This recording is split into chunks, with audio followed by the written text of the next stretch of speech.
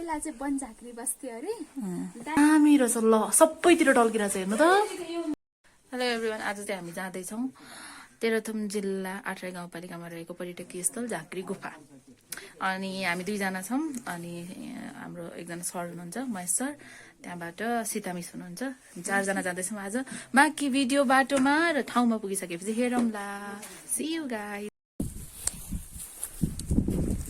छोराछोरी दुवै बराबर हामी अहिले आइपुगेको छौँ सङ्क्रान्ति बजार छेउ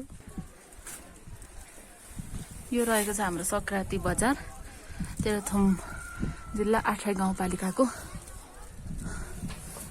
सदरमुकामै भन्दा नि भयो गाउँपालिकाको कार्यालय यो पर देखिरहेको भवन हो यो भवन हामी अहिले यहाँ फाल्गुनन्द चोकमा छौँ हाम्रो एकजना साथी अझै पनि आउन बाँकी हुनुहुन्छ त्यही भएर हामी पर्खिरहेको छौँ यता हेरिदिनु पर्यो म्याम रेडियो आठराई ए यो रेडियो आठराईको टावर यहाँ रहेको छ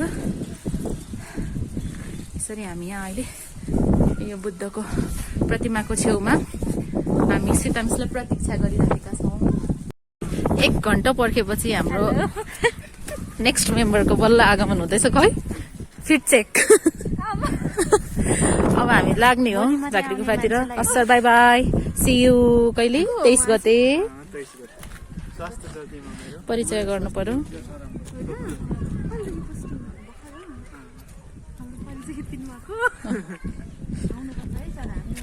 असर पर्यटकीय क्षेत्र झाँक्री गुफामा आइपुगेको छौँ अहिले माथि माथिको डाँडाहरूमा हामी हिँड्दै हिँड्दै हिँड्दै हिँड्दै जाने होइन सीता मिस कल्पना मिस अघि बाटो तताइसक्नु भएको छ यो बाटोबाट आएको हामी यो तलको बाटोबाट बाटो चाहिँ राम्रो छ तर एकदमै धेरै धुलो कति धुलो छ यहाँ माथि रहेछ टावरहरू तर आफ्नो साधनहरू राखेर यसरी अगाडि आइसक्यौँ यहाँ आइपुग्दाखेरि एरिया एकदम ठुलो रहेछ घुम्नलाई यहाँनिर आइपुग्दाखेरि हामी जाने चाहिँ अब यो अरे झाँक्री गुफा भन्ने चाहिँ मेन चाहिँ यो रहेछ मजाको सिडी रहेछ हामी हिँड्दैछौँ पछाडि हाम्रो टोली आउँदै हुनुहुन्छ दुईवटा हेलमेट बोकेर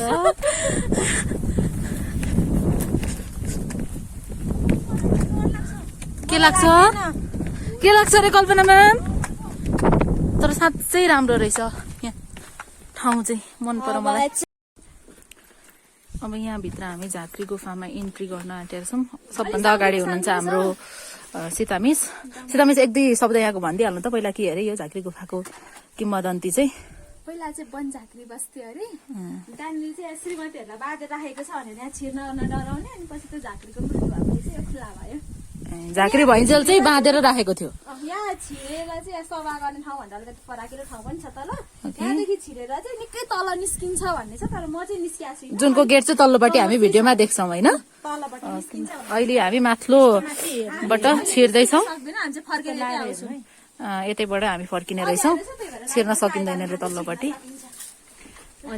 ल जय श्री कृष्ण पछि है त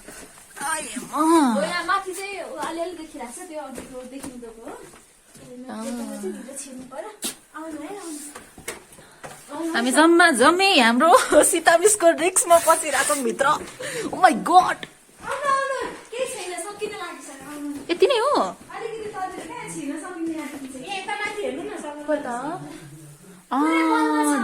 मेरो फ्ल्यास लाइटले भ्याएन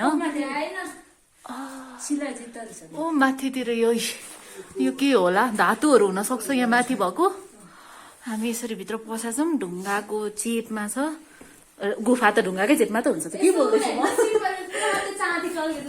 ए ल यही रहेछ यो हेर्न सक्नुहुन्छ यहाँ हेर्नु यो साइनिङ यस्तो छ अब यो यहाँनिर हाम्रो हुँदो रहेछ शिवजीको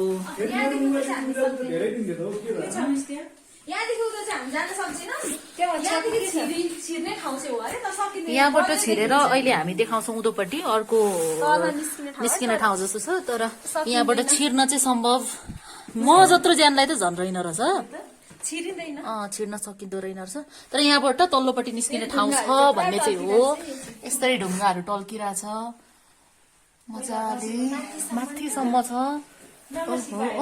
माथि पनि दामी रहेछ ल सबैतिर टल्किरहेछ हेर्नु त यहाँनिर हेर्नु ल कस्तो दामी टल्किरहेछ हेरौँ त ल यस्तो अद्भुत अद्भुत चिजहरू हाम्रो यहाँ हामी यहाँ माथिबाट आयौँ हामी। यो हाम्रो तेह्रथुमको 8 राई गाउँपालिका वडा नम्बर 2 खामलालुङमा रहेको झाँक्री गुफा चाहिँ यही हो। मेन झाँक्री गुफा भनेको गुफा चाहिँ यो हो। सबभन्दा अन्तिममा म परेको छु। यसरी कृपया मलाई अगाडि जान दिनु होला। टल्किने चाहिँ टल्कै छ यसरी। मेरो बोली चाहिँ खत्रै सुनिरहेको होला कि, तर जे हो कुरो यही हो होइन त सिला मिस? मै सर कस्तो लागिरहेछ? मेरो अनुहार देखिएन होला यत्रो घुमेर आएको म। हामी छिरेको ठाउँ भयो। यहाँबाट उँधो पनि यसरी मजाले कन्क्रिटको सिडी रेलिङ लगाएर गराएको छ। अघि मैले जहाँ भित्रबाट छिरेर उँधोपट्टि निस्किन्छ भनेको थिएँ त्यो ठाउँमा चाहिँ अहिले हामी जाँदैछौँ। बस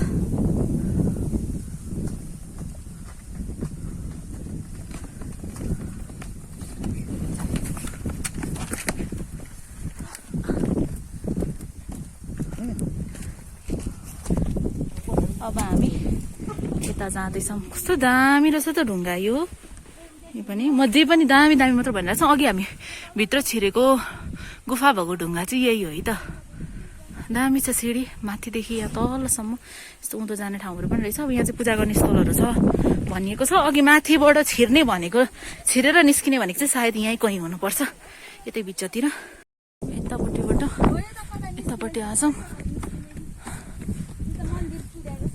यो ठुलो ढुङ्गाको वरिपरि घुमिरहेछौँ हामी यो रेलिङबाट, सिडीबाट। यहाँनिर आएर चाहिँ हाम्रो मन्दिर रहेछ। यहाँ गणेशजीको प्रतिमा रहेछ यहाँनिर। यो प्रतिमा चाहिँ हल्का यहाँ अब घुम्न आएकैले त होला नि होइन, अरू त को आउनु सक्छ र यो तोड्नको लागि हुन्छ त।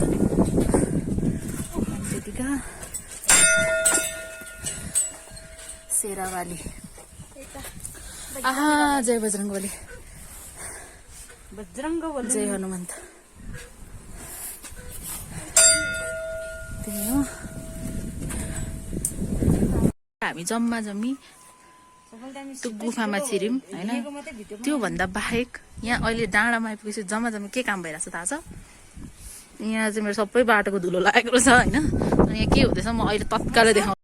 यहाँ हुनुहुन्छ हाम्रो फोटोग्राफर, यहाँ हुनुहुन्छ हाम्रो मोडल, यहाँ हुनुहुन्छ हाम्रो अर्को मोडल जो टिकटकमा व्यस्त हुनुहुन्छ। र त यही छ नि हो, यही नभ्याइ छ। अनि अर्को मोडल कपाल उडाउँदै लोकल उत्पादन प्रयोग गरेर क्राउन।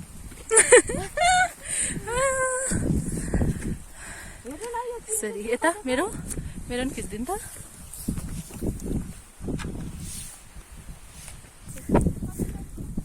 दामी सरहरू अगाडि हिँडिसक्नुभयो। मिश्रमा यहाँ छौँ, यही नै भ्याइ छ हाम्रो।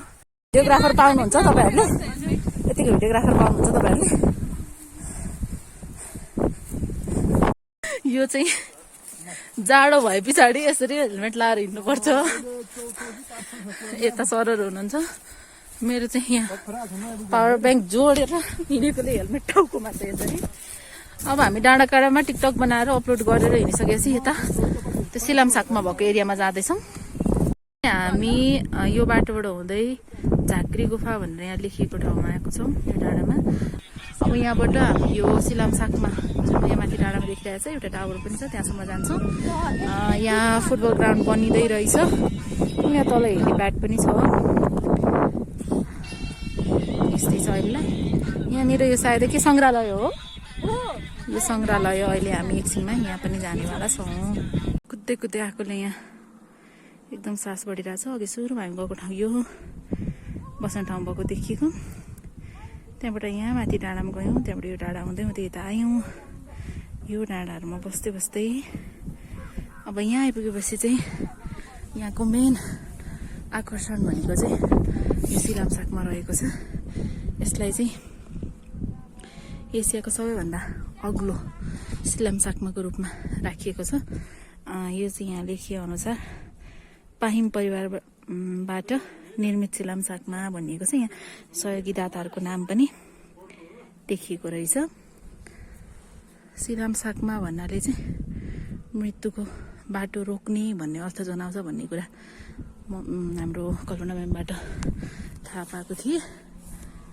अब हामी योसँगै यो टावरमा चढ्छौँ एक चरण अनि सायदै आजको यात्रालाई बिट मारेर हामी घर फर्कन्छौँ होला।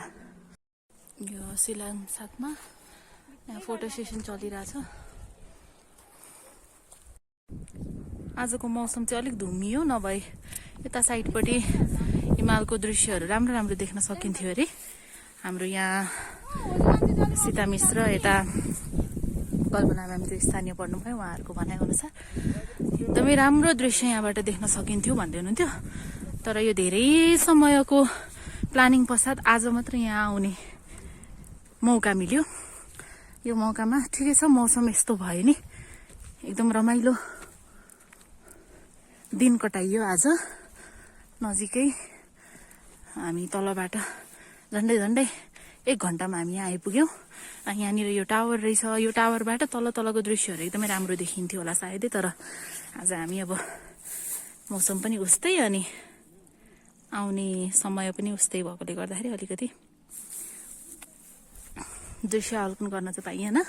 तर यो एकदमै ठुलो एरियामा फैलिएको रहेछ, एरिया एकदमै ठुलो रहेछ। जस्तै हामीले यो यहाँबाट देखिरहेछौँ, यहाँबाट सुरु भएको यो सबै डाँडाहरू, यो सबै डाँडा यहाँको पर्यटकीय स्थलको रूपमा लिएको रहेछ। यो माथिको डाँडाहरू, कुनै पनि डाँडा चाहिँ खाली छैन अनि कुनै पनि डाँडा चाहिँ हामीलाई रोचक नलाग्ने खालको छैन। यही दृश्य अवलोकन हामी गर्दैछौँ। म यहाँ यसरी छु, मेम्बरबाट फोटो खिच्दै हुनुहुन्छ, आउँदै हुनुहुन्छ।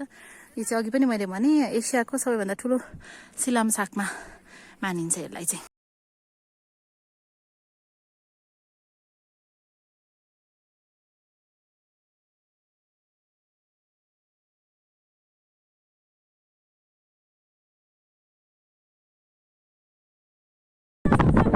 मजाको तोरी बारेर चाहिँ यहाँ यो घरको दृश्यहरू चाहिँ देखेको कस्तो दामी आएको छ।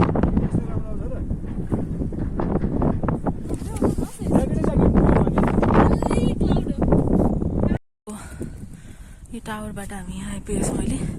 यहाँ चाहिँ 8 गाउँपालिकाद्वारा सञ्चालित पुस्तकालय भनेर छ यो भवन। अनि यहाँ चाहिँ राम्रो राम्रो यतापट्टि यस्तो घर त्यस्तो भवन बनाइएको रहेछ।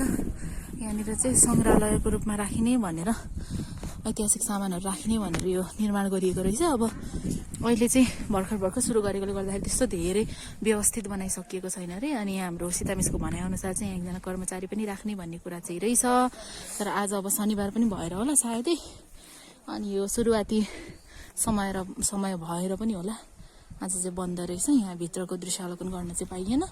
तर हामी त्यहाँबाट यहाँसम्म आइपुग्यौँ। यसरी डाँडाकाँडा घुम्दा घुम्दै मौसम एकदमै चिसो भइसकेको थियो। पानी पनि छिट्याउन थालेकोले हामी सङ्क्रान्ति बजारमा खाजा खाने योजनासँगै फिर्ती सवारीमा लाग्यौँ। समग्रमा यो स्थल राम्रो सम्भावना बोकेको पर्यटकीय स्थल रहेछ। यहाँको पर्यटन प्रवर्धनलाई उच्च स्तरमा ल्याउन स्थानीय स्तरबाट पनि कामहरू भइरहेको रहेछ। बाटो पनि सङ्क्रान्ति बजारबाट झाँक्रीगुफासम्म एकदमै सहज थियो। तर अझै पनि स्थानीयवासीहरूको सहकार्यमा थप नास्ता पसल, रैथाने सरसामानको बिक्री वितरण, यहाँ अहिले भएको होमस्टेहरूको प्रचार प्रसारका साथमा अघि बढे यो स्थलले पक्कै पनि आन्तरिक साथै बाह्य पर्यटकहरूको आकर्षणको केन्द्रबिन्दु बन्नेछ। यतिकैमा हामी सङ्क्रान्ति बजार पनि आइपुग्यौँ। पानीले कुट्छ भन्ने धेरै पिर थियो। त्यो पिरलाई तातो तातो चिया र पिरो पिरो थुक्पाको रसले पर सार्दै सङ्क्रान्ति बजारको चिसो सल्दै हामी घरतर्फ फर्क्यौँ। हस्, हामी फेरि अर्को भिडियोमा भेटौँला। आजको लागि भिडियो हेरिदिनु भएकोमा धेरै धेरै धन्यवाद।